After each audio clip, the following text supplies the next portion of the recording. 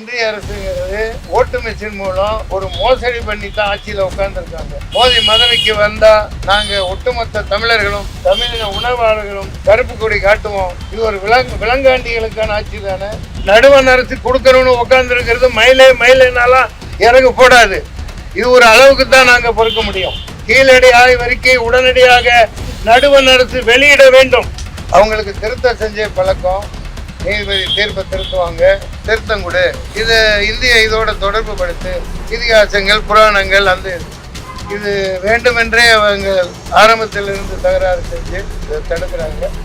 இந்த தேர்தலை அவங்க இதை வெளியிடாமல் நாங்கள் சந்திக்க விட மாட்டோம். இவிஎம்னு ஒன்றை வச்சுக்கிட்டு அவ்வளோ பெரிய தகுதித்தம் பண்ணக்கூடிய ஒரு மெஷினை வச்சுக்கிட்டு அதை பற்றியே பேசாமல் இந்த மாதிரி பிரச்சனைகளை தூண்டி விட்டுக்கிட்டே இருப்பாங்க. ஊரெல்லாம் திருக்குறள் பேசிக்கிட்டு இங்கே வந்து அல்வா கொடுத்துட்டு தமிழை முதுகலை சவாரி செஞ்சு மதவெறியை தூண்டி விட்டு நாட்டை நாசமாக்கி குரங்கு கையில பூமாலையை கொடுத்துட்டு நாங்க தவிக்கிற மாதிரி இந்த நாடு குட்டிச்சவராயிட்டு இருக்கு. அற்புதமான பேச்சு. நான் கமலின் பேச்சை ஆராதிக்கிறேன். தனித்தமிழ்நாடு வேண்டும், தனித்தமிழ்நாடு வேண்டும்னு கேட்ட மனுஷன். Kamal speech is marvellous.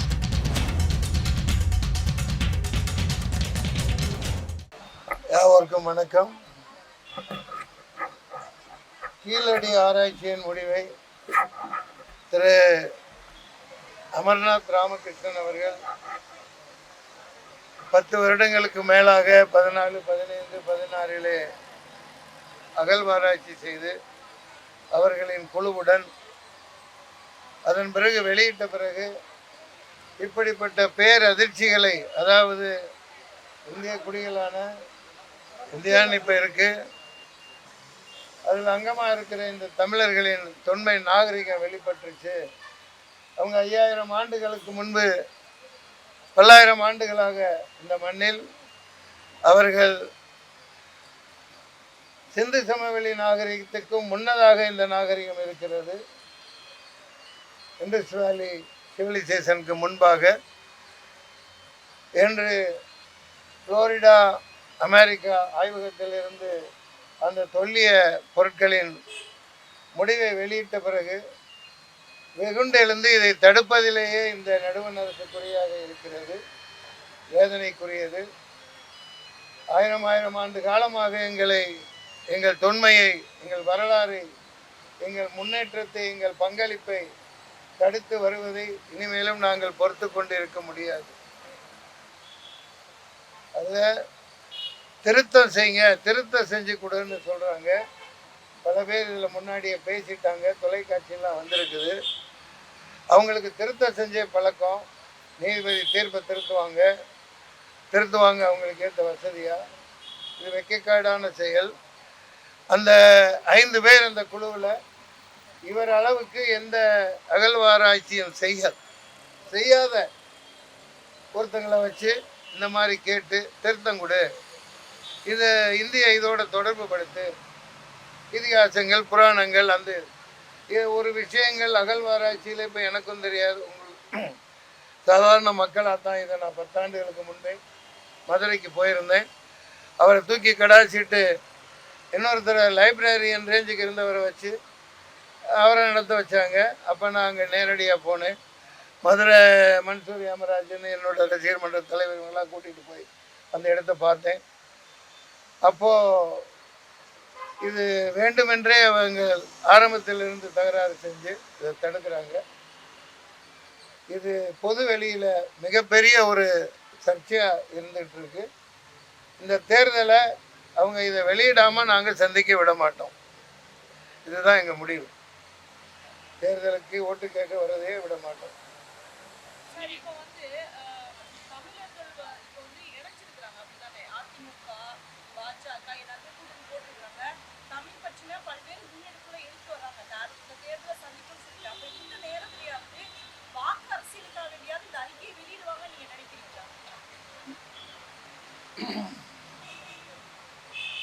அவங்க வெளியிடுறது அவங்க நோக்கமாக இல்லையே.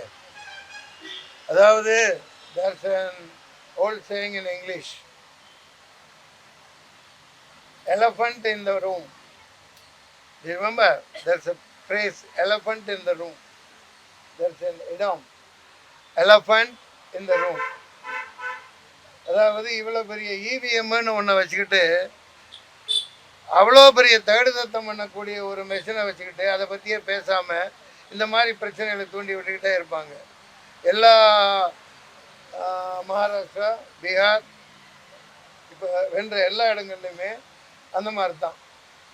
அவ்வளோ பெரிய ஒரு மோசடி பண்ணிக்கிட்டு ஒரு பொய்யான ஒரு டுபாக்கூர் ஒரு ஒரு என்ன சொல்கிறது, அது வெட்டு எல்லாராலையும் ஏமாற்றக்கூடிய ஒரு மெஷினை வச்சுக்கிட்டு அதனோட பரிசுத்த தன்மையை ஏது கேட்கக்கூடாது அப்படிங்கிறவன் இந்த அப்பட்டமான ஆராய்ச்சியை பாருங்கள். நீ இதுக்கு அதை கொடு, நீ இதுக்கு இதை கொடு, நீட்டப்ப என்ன சொல்கிறான், எல்லாம் ஓட்டு எழுத போகிறவங்கள மூக்குத்தியை பிடுங்கிட்டு பொட்டை எடுத்துட்டு வலையில கழட்டிட்டு ராட்சசி கோலமாக மங்களகரமாக எக்ஸாம் எழுத போகிற குழந்தைகளை ஏன்னா விட்டு கொண்டு போயிடுவாங்கன்னு சந்தேகிக்கிற இந்த அரசு நீட்டில் என்ன பண்ணுது? அதே மாதிரி தான் இவங்க அறிக்கை மேலே அறிக்கை கொடு, அதை திருத்தி கொடு. இது மிகப்பெரிய அயோக்கியத்தனம். இதை எல்லா கட்சிகளும் கண்டிக்கும். வருகிற 28 7 மோடி மதுரைக்கு வந்தால் நாங்கள் ஒட்டுமொத்த தமிழர்களும் தமிழின உணர்வாளர்களும் கருப்பு கொடி காட்டுவோம், ஏர்போர்ட்லேயே மடக்குவோம், எங்களுடைய எதிர்ப்பை தெரிவிப்போம். ஊரெல்லாம் திருக்குறள் பேசிக்கிட்டு இங்கே வந்து அல்வா கொடுத்துட்டு தமிழை முதுகலை சவாரி செஞ்சு எங்களுடைய எதிர்காலத்தை எங்களுடைய காலடிக்கு கீழே இந்த கீழடின்னு இங்கே மூதாதையர்கள் கீழே வாழ்ந்த வாழ்க்கையை தெரியப்படுத்த தயங்குகிற ஏற்றுக்கொள்ள மறுக்கிற இந்த நடுவண் அரசை ஒன்றிய அரசை நாங்கள் இனிமேலும் ஏமாற்ற விட மாட்டோம். 2026 இப்போ வந்து எந்த விஷயத்துக்காக வந்திருக்கிறோம் அதை கேளுங்க.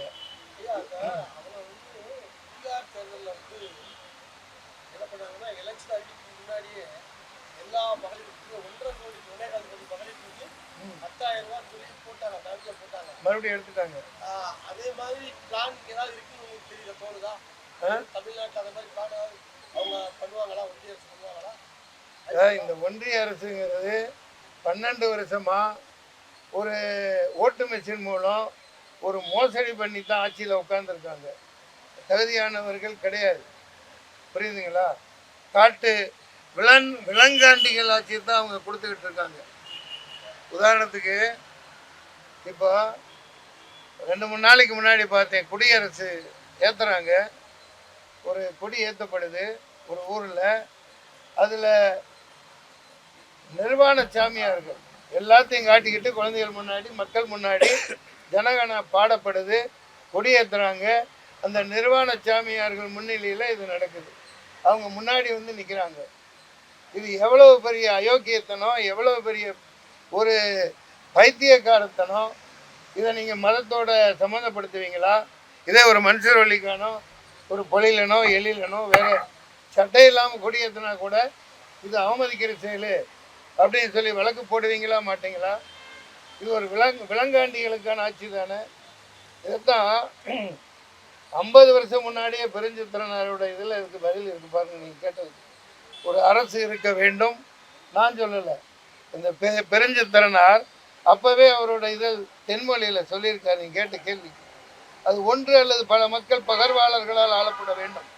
There must be thirdly be a government that is one or more persons who are the representatives of the people and rule according to the law of land.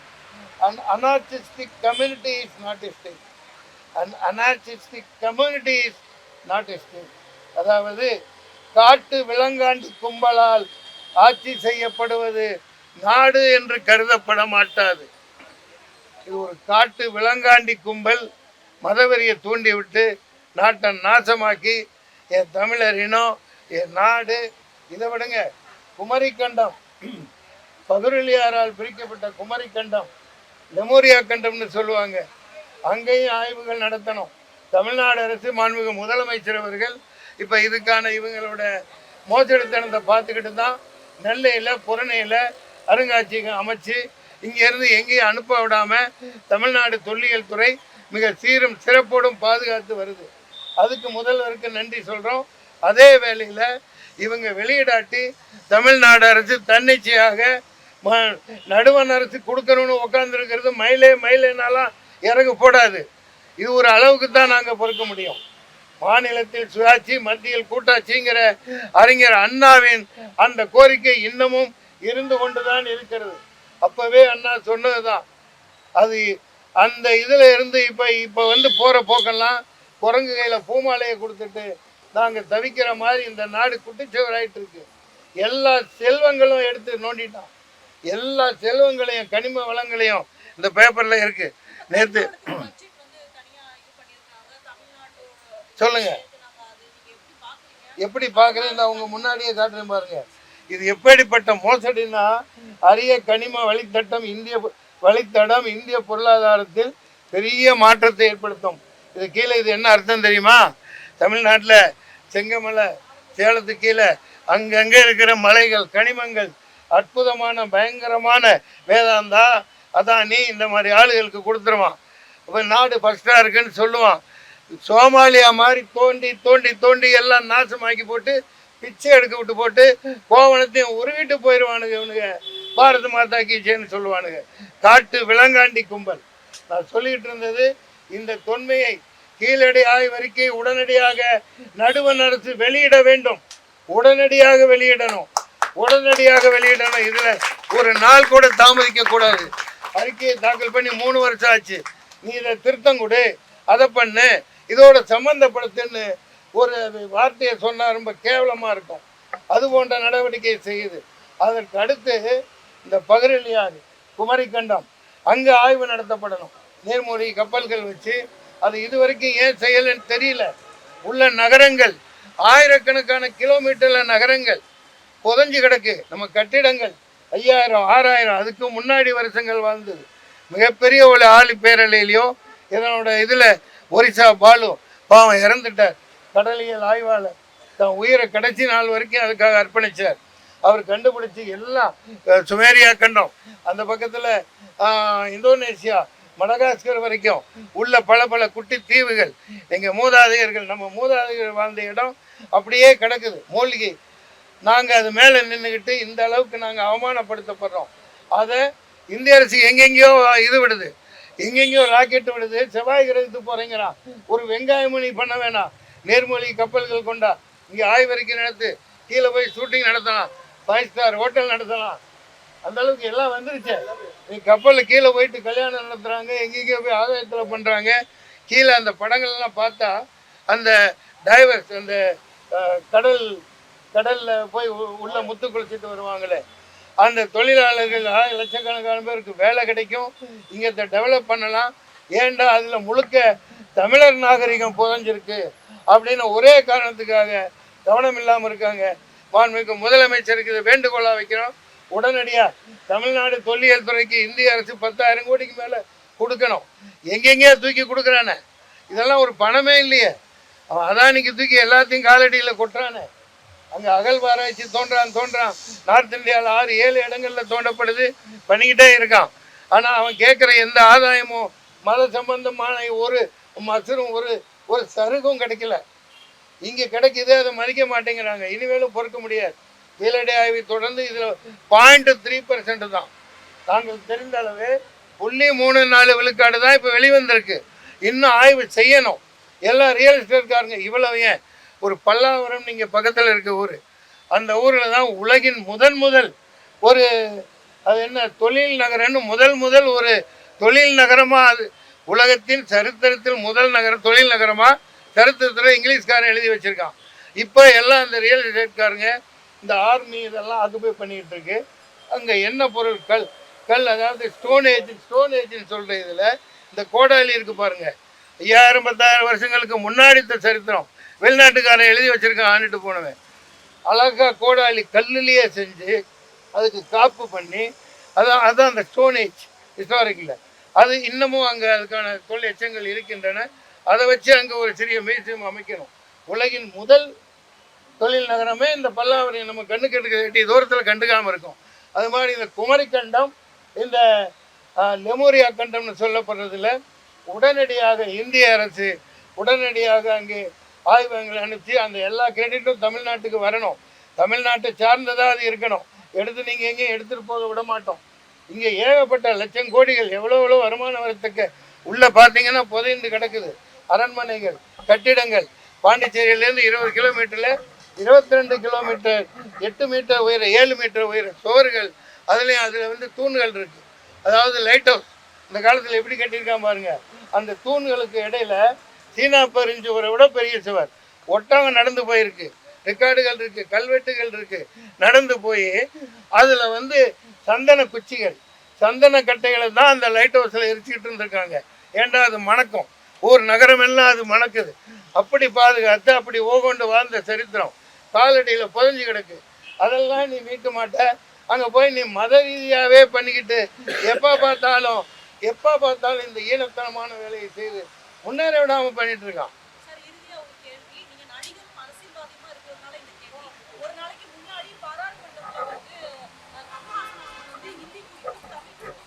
நீங்கள் பேசுறது ரெக்கார்டாக மைக் இருக்கா? கேளுங்க. கமலஹாசன் ஆமாம் கேட்டேன். ரொம்ப தெளிவாக நல்லா தான் பேசியிருக்கார். அற்புதமான பேச்சு. நான் கமலின் பேச்சை ஆராதிக்கிறேன். அது பெரியார் பேசுனதுன்னு சொல்லி அதுக்கப்புறம் சொல்கிறாங்க. அவங்க பேச்சிலேயே எனக்கு தெரியும் அது பெரியார் பேசுனது தான். என்ன அதை நல்லா புரிஞ்சுக்கோங்க. அதே பெரியார் 1938 குடியரசு இதழ் அவர் நடத்துகிற தாளிகையில் தனித்தமிழ்நாடு வேண்டும்னு கேட்ட மனுஷன். காட்டு மிராண்டி பாசை தமிழ் கற்றுக்கிட்டா பிச்சை தான் எடுக்கணும். ஆமாம் சொன்னார். அவரோட பேச்சு அப்படி. காட்டு மிராண்டி பாசைன்னு பெரியார் சொன்னாரா இல்லையா? சொன்னார். இப்போ கல்வெட்டுகளில் இருக்குதா இல்லையா? இந்த கீழடி ஆராய்ச்சியில் கீரல் எழுத்துக்களில் இருக்கா இல்லையா? மதுரை, அம்மா, இந்த மாதிரி எழுத்துக்கள் எடுக்கிறாங்க, படிக்கிறோம். அதைத்தான் இவன் கொண்டு வர மாட்டேங்கிறான். ஐயையோ இது இவன் தமிழன் தான் மூத்தவன்னு தெரிஞ்சிருமே அப்படின்னு. இப்போ புரியுதுங்களா? அதனால அவர் பெரியார் அந்தந்த அரசியல் சூழ்நிலையில் பலர் பேசுவாங்க. இப்போ நம்ம குழந்தைகளை பார்த்து நம்ம வீட்டில் திட்டுவோம், சனியனை, தத்திரம் முடிச்சவனே, இதோ இவர் மன்சூர் அலிகான் இந்த தேதியில் தன் மகனை சனியன் என்று சொல்லி இருக்கிறார். அந்த மாதிரி இருக்குது நீங்கள் கேட்குறது. அவர் அப்படித்தான் பேசுவார். அதுக்கு என்ன பண்ணுறது? அதுக்காக தமிழின் தொன்மையை எல்லாம் தெரிஞ்சுதானே அவர் தனித்தமிழ்நாடு வேணும்னு சொன்னார். அந்த மாதிரி நிறைய விஷயங்கள். Kamal speech is marvellous.